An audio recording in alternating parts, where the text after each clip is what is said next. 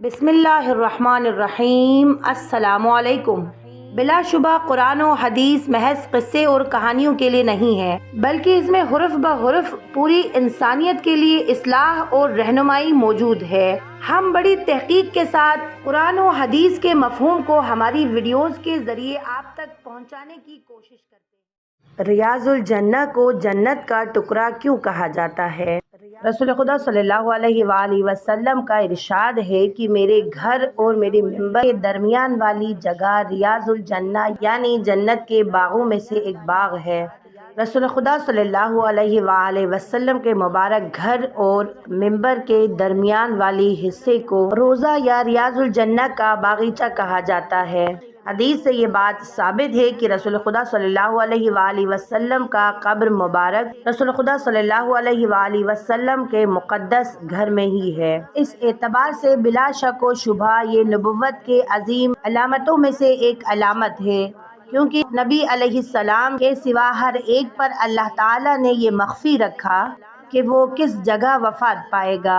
اللہ تعالیٰ نے رسول خدا صلی اللہ علیہ وآلہ وسلم کو آپ کے وفات پانے کی جگہ بتا دی اور اس جگہ کو بھی بتایا جس جگہ آپ صلی اللہ علیہ وآلہ وسلم کی قبر انور ہوگی، اور آپ صلی اللہ علیہ وآلہ وسلم کو اس کا علم آپ کے حیات میں ہی ہو گیا تھا، یہاں تک کہ آپ صلی اللہ علیہ وآلہ وسلم نے اپنی امت میں سے جس کو چاہا اس کو یہ خبر دی کہ یہ وہ مقام و مرتبہ ہے جس سے اوپر کوئی مقام و مرتبہ نہیں۔ ریاض الجنہ رسول خدا صلی اللہ علیہ وآلہ وسلم کے گھر مبارک سے لے کر رسول خدا صلی اللہ علیہ وآلہ وسلم کے ممبر مبارک تک کا درمیانی حصہ ہے۔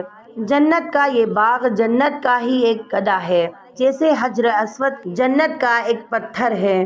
محدثین بیان کرتے ہیں کہ جب ساری زمین کو فنا کر کے ریاض الجنت کو اٹھا کر جنت میں لے جایا جائے گا، رسول خدا صلی اللہ علیہ وآلہ وسلم فرماتے ہیں کہ میرا ممبر جنت کے بلند و بالا باغات پر ہے، اور میرے ممبر اور گھر کے درمیان کا حصہ جنت کا ایک باغیچہ ہے۔ کسی مسلمان کو یہ یقین ہو جائے کہ وہ جنت میں بیٹھا ہے تو اس کو اور کچھ مانگنے کی طلب نہیں رہتی، مگر ریاض الجنہ میں بھی ہنگامہ آرائی، چیخ و پکار اور غیر مہذب رویے دیکھ کر کون کہہ سکتا ہے کہ یہ امت ریاض الجنہ کا ادراک رکھ سکتی ہے۔ ریاض الجنہ کی شناخت کے لیے یہاں سفید سنگ مرمر کے ستون ہیں۔ ان ستونوں کو استوانہ کہتے ہیں۔ ان ستونوں پر ان کے نام لکھے ہیں۔ ریاض الجنہ کے پورے حصے میں جہاں سفید اور ہری قالین بچھائی گئی ہے، ممبر رسول اللہ۔ ممبر بننے سے پہلے رسول خدا صلی اللہ علیہ وآلہ وسلم ایک کھجور کے تنے سے ٹیک لگا کر کھڑے ہو کر خطبہ دیا کرتے تھے۔ صحیح بخاری میں حضرت جابر بن عبداللہ رضی اللہ عنہ سے روایت ہے کہ آقا کریم صلی اللہ علیہ وآلہ وسلم جمعہ کے دن خطبے کے وقت ایک درخت یا کھجور کے تنے کے پاس کھڑے ہوتے تھے۔ ایک انصاری نے پیشکش کی، یا رسول اللہ صلی اللہ علیہ وآلہ وسلم، کیا آپ کے لیے ایک ممبر بنا دیں؟ آپ صلی اللہ علیہ وآلہ وسلم نے فرمایا، جیسے آپ کی مرضی۔ جمعے کا دن آیا تو آپ صلی اللہ علیہ وآلہ وسلم ممبر پر تشریف فرما ہوئے تو وہ تنا بچے کی طرح چیخ چیخ کر آپ صلی اللہ علیہ وآلہ وسلم کے فراق میں رونے لگا۔ قریب تھا کہ پھٹ جائے، اتنے میں رسول خدا صلی اللہ علیہ وآلہ وسلم ممبر سے نیچے تشریف لائے، اپنا رحمت والا دست مبارک پھیرا اور اسے سینے سے لگایا، آغوش رحمت میں لیا تو وہ تنا سسکیاں لیتے ہوئے اس طرح چپ ہو گیا جیسے روتے ہوئے بچے کو ماں چپ کراتی ہے۔ موجودہ ممبر کی بائیں جانب ایک محراب ہے۔ یہ بہت خاص جگہ ہے۔ یہ وہ عظیم مقام ہے جہاں پر رسول خدا صلی اللہ علیہ وآلہ وسلم نماز پڑھا کرتے تھے۔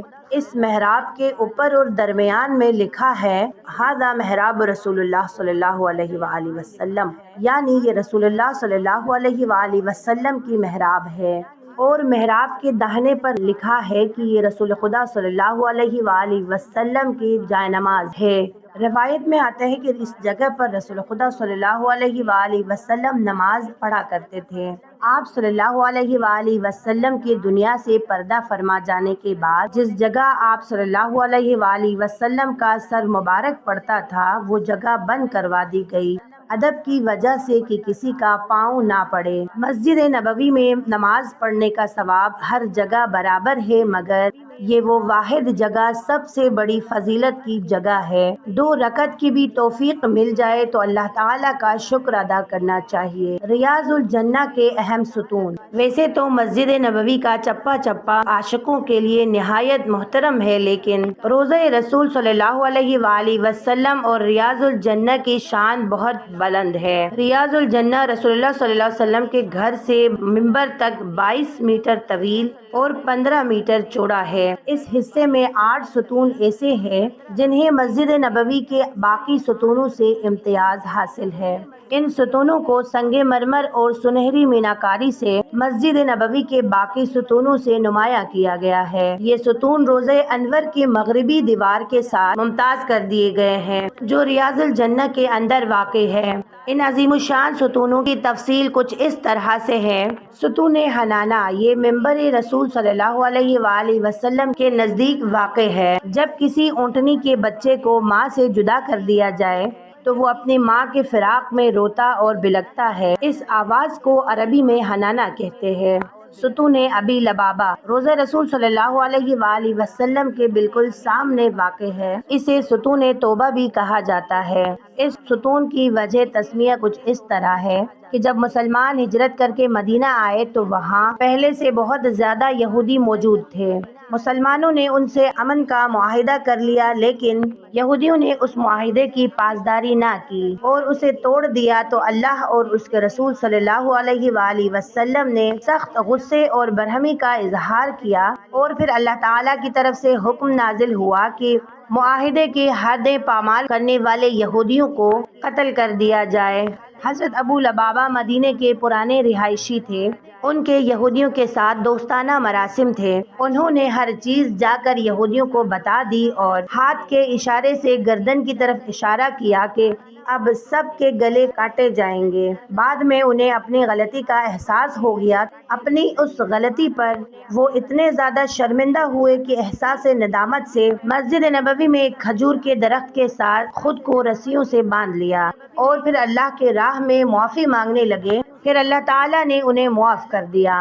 ستون سریر، اس کا مطلب ہے سونے کی جگہ۔ یہ وہ جگہ ہے جہاں رسول اقدس صلی اللہ علیہ وآلہ وسلم نے اعتکاف فرمایا۔ اس جگہ آپ صلی اللہ علیہ وآلہ وسلم کا بستر مبارک بچھا ہوتا اور آپ صلی اللہ علیہ وآلہ وسلم اکثر وہاں پر آرام فرماتے۔ ستون وفود، اس جگہ مدینے کے باہر سے آئے ہوئے وفود آپ سے ملاقات کرتے اور دین اسلام کے متعلق انہیں آقا دو جہاں صلی اللہ علیہ وآلہ وسلم تبلیغ فرماتے۔ ستون حضرت علی علیہ السلام، اس جگہ مولا علی علیہ السلام اکثر نماز ادا کیا کرتے تھے۔ نیز اس جگہ بیٹھ کر سرکار دو عالم صلی اللہ علیہ وآلہ وسلم کی پاسبانی بھی کیا کرتے تھے۔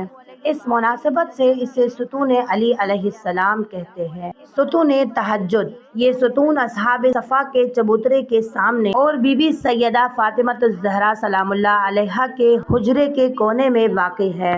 اس جگہ پر رسول خدا صلی اللہ علیہ وآلہ وسلم نماز تہجد ادا کرتے، اس لیے اس کا نام ستون تہجد ہے۔ ستون جبریل علیہ السلام، اس جگہ سے جبرائیل امین علیہ السلام داخل ہو کر رسول خدا صلی اللہ علیہ وآلہ وسلم کے خدمت میں حاضر ہوا کرتے۔ آج کل یہ ستون روضہ مبارک کے اندر آنے کی وجہ سے نظروں سے اوجھل ہے۔ محترم سامعین، یہ تھی ہماری آج کی ویڈیو۔ آخر میں دعا کرتی ہوں کہ پروردگار عالم ہم سب کو بھی روضہ رسول صلی اللہ علیہ وآلہ وسلم کی زیارت نصیب فرمائے، آمین۔ میں امید کرتی ہوں آپ کو آج کی ویڈیو اچھی لگی ہوگی۔ ویڈیو اچھی لگی تو لائک، سبسکرائب اور اپنے دوستوں کے ساتھ شیئر کرنا نہ بھولیے گا، اور ساتھ ہی ساتھ بیل آئیکن کو ضرور دبائیے گا تاکہ ہماری ہر آنے والی نئی ویڈیوز آپ تک پہنچے۔ ملتے ہیں ایک نئی ویڈیو کے ساتھ، تب تک آپ اپنا خیال رکھیے گا۔ فی امان اللہ۔